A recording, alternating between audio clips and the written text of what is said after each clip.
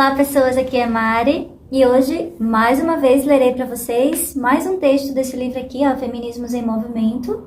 Já tô lendo para vocês há um tempinho. E esse texto que eu vou ler hoje é da Mayra Kubik. Ela é professora da Universidade da Bahia, se dedica aos estudos de gênero e feminismo. Então vamos lá, esse verbete, Feminismos Materialistas, está na página 176. Escuta. Nesse breve verbete, apresenta o feminismo materialista francófono, que abrange autoras francesas e canadenses. Entre suas principais teóricas estão Christine Delphi, Nicole Claude Mathieu, Monique Wittig, Paola Tabet e Colette Guilherme. Com tradução recente para o português, essas autoras tiveram sua produção majoritariamente desenvolvida durante a chamada segunda onda do feminismo. O feminismo materialista francófono surgiu na década de 1970 e se propôs a explicar as bases de uma análise materialista da opressão das mulheres, pensar as condições materiais de existência a partir dos papéis sociais masculino e feminino na produção e na reprodução da vida é a chave para a compreensão do feminismo materialista. Quais são as responsabilidades e as obrigações masculinas e femininas? Quem cuida e quem é cuidado? As tarefas desenvolvidas por homens e mulheres ocorrem no âmbito público ou privado. As respostas a essas perguntas explicitam a existência de uma hierarquia entre homens e mulheres, e as relações sociais daí decorrentes são o objeto de análise do feminismo materialista. Uma observação inicial importante é que as autoras aqui abordadas, apesar de beberem da fonte de Karl Marx, fazem questão de se diferenciar da ou dos marxistas. Nesse sentido, se toda marxista é materialista, as materialistas francófonas não são marxistas. Jules Fauquet, uma das principais referências da nova geração de feministas materialistas, explica que à época elas lançaram mão do marxismo tal como o interpretaram, ou melhor, dizendo do materialismo e da dialética, para aplicar seus conceitos às análises da situação das mulheres. Em L'ennemi principal, o inimigo principal, texto inaugural dessa corrente, publicado em 1970, de Christine Delphi, afirma que é uma tarefa do movimento feminista encontrar as razões estruturais pelas quais a abolição das relações de produção capitalistas não é suficiente para libertar as mulheres.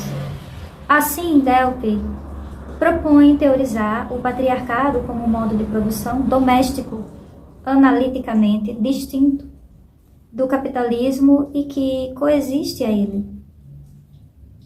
A produção doméstica para a autora está assegurada gratuitamente pela exploração econômica da mulher pelo homem e se apoia na instituição do casamento. Ela é objetivo do modo de produção doméstica que constitui a base econômica do patriarcado. O patriarcado seria um modo de produção específico e o trabalho doméstico deveria ser analisado não em termos de produção de valor, mas em exploração de uma forma de excedente específico. Aí que tem a citação Abreu, 2016, página 227. Para Delphi, os conceitos usados pela análise marxista da exploração capitalista ou capital, para simplificar, não podem, na realidade, explicar a exploração das mulheres. Porque os conceitos utilizados para explicar a exploração dos trabalhadores assalariados não podem ser aplicados à exploração dos não remunerados. Para além da distinção teórica explícita, há também a questão da praxis. Na percepção das feministas materialistas, a opressão das mulheres é colocada em segundo plano por parte das organizações marxistas e da esquerda em geral. Um problema recorrente até hoje, como afirma Mayra Abreu. Desde o surgimento da segunda onda, o marxismo teria sido para as feministas ao mesmo tempo um obstáculo e um instrumento. Ou Em outros termos, o inimigo principal e o interlocutor privilegiado. Aí tem a citação, que é 2016, página 222. Entre os conceitos principais elaborados pelas feministas materialistas francófonas, podemos destacar sexagem, classe de sexo e o pensamento hétero. A utilização de sexo nada tem a ver com a biologia, pelo contrário. Como Mathieu explicita em um artigo em que analisa distintos modos de conceitualização de sexo e de gênero, o sexo social é, ao mesmo tempo, a definição ideológica que é dada do sexo, particularmente daquele das mulheres, o que pode recobrir o termo gênero. E os aspectos materiais da organização social que utilizam e também transformam a bipartição anatômica e fisiológica. Assim, falar em sexo funciona como um parâmetro na variabilidade das relações sociais concretas e elaborações simbólicas, aspecto que a tendência atual à utilização exclusiva e para todos os propósitos do termo gênero tende a mascarar. Se gênero é uma ferramenta teórica útil para sua neutralidade, o sexo social serve para explicitar a construção social hierarquizada entre homens e mulheres, sejam cis ou transgênero, acrescento. Monique Wittig também aborda essa questão e afirma que não existe sexo. O que cria o sexo é a opressão e não o inverso.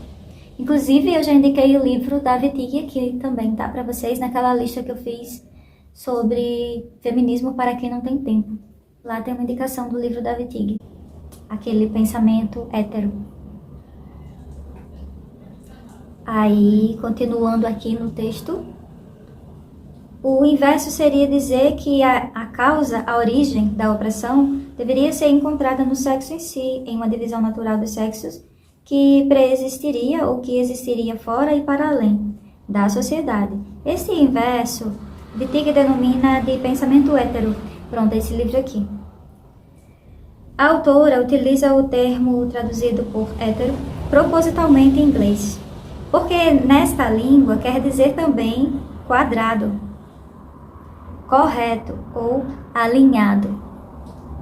Wittig afirma que, embora a ciência pós-moderna tenha compreendido que tudo é cultura, ainda existe um cerne de natureza que resiste a ser examinado, que é a relação heterossexual. Aí tem até a página aqui, página 61. Em diálogo com Wittig, Colette Guilherme afirma a existência de uma ideia de natureza, que é a ideia singular de que as ações de um grupo humano, de uma classe, são naturais, que são independentes das relações sociais, que elas preexistem a qualquer história e a todas as condições concretas determinadas. Com a prevalência do discurso de natureza, as mulheres estariam destinadas a serem hierarquicamente inferiorizadas em relação aos homens. Essa hierarquização ocorreria por meio da sexagem, sendo a apropriação das mulheres pelos homens. A elaboração de Guilherme, cabe notar, vem inicialmente de sua pesquisa sobre racismo, escravidão e construção social da raça, e apenas posteriormente é transposta para as relações sociais de sexo. Na conceituação de Guilherme, a sexagem ocorre de maneira física e direta, por meio do monopólio não só de sua força de trabalho, mas de máquina-força de trabalho, ou seja, seu corpo. Trata-se de pensar em uma relação social que comporta o encargo físico, emocional e intelectual de seres humanos, efetuado fora do trabalho remunerado, dentro do contexto familiar e de outras instituições. De acordo com Guilherme, a expressão concreta da sexagem ocorre pela, primeiro, a apropriação do tempo no casamento, não há dias de descanso remunerado. Segundo, a apropriação dos produtos do corpo, bebê, leite, etc. Terceiro, a obrigação sexual. Quarto, por encarregar-se fisicamente da saúde dos membros do grupo, marido, crianças, idosos, os meios pelos quais essa apropriação da classe de mulheres ocorre, ainda de acordo com Guilherme, seriam o mercado do trabalho, o confinamento doméstico, o uso da força, o constrangimento sexual por meio de assédio, estupro e provocações e o arsenal jurídico. A apropriação das mulheres ocorreria coletivamente pela classe do sexo dos homens. Tratar essa relação social como antagônica carrega um evidente referencial marxista, inclusive porque permite pensar em uma sociedade sem classes.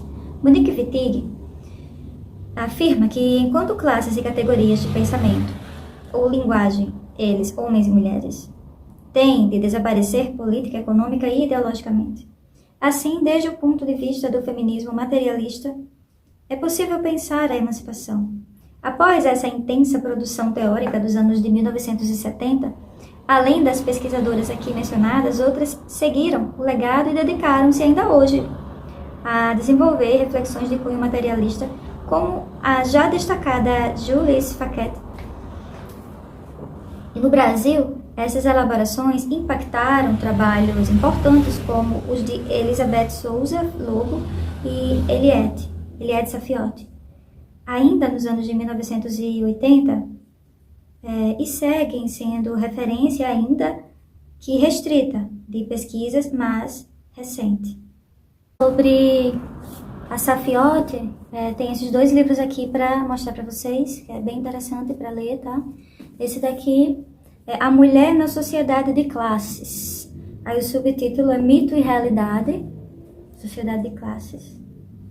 E esse daqui também é da Eliette Saffioti, Gênero, Patriarcado e Violência, tá? Então são dois livros realmente importantes que precisam ser lidos, tá? Por todas nós. Após essa intensa produção teórica dos anos de 1970, além das pesquisadoras aqui mencionadas, outras seguiram o legado e dedicaram-se ainda hoje a desenvolver reflexões no cunho materialista, como a já destacada Julie Fachet no Brasil, e com a colaboração, suas elaborações impactaram trabalhos importantes como os de Elizabeth Souza Lobo, Eliette Saffioti, ainda nos anos de 1980, e seguem sendo referência ainda que restrita das pesquisas mais recentes. Na ponte entre Brasil e França, destaca-se Helena Hirata, pesquisadora do Centro Nacional de Pesquisa Científica, em Paris, e também docente da Universidade de São Paulo, na USP. Hirata é ainda uma das principais responsáveis pela divulgação do trabalho de Danielle Kercotte, que reivindica o feminismo materialista. A utilização das ferramentas teóricas por elas, desenvolvidas no sul global, não é tarefa simples, é preciso considerar as diferenças dos contextos para sua aplicação ou não. Em uma sociedade profundamente marcada pela colonialidade, em que raça estrutura classe social, aqui ela está citando Carneiro, 2017. É forçoso pensar de maneira distinta como as relações sociais são estruturadas e estruturantes. Os papéis sociais masculinos e femininos são profundamente atravessados pelo histórico da desigualdade étnico-racial, e a transposição dos conceitos não pode se dar de maneira automática. Fica o desafio. Então é isso, gente. Parei por aqui. Espero que tenham curtido mais uma leitura que está aqui, ó. Esta é a fonte, Feminismos em Movimento. Um cheiro e até a próxima leitura. Tchau!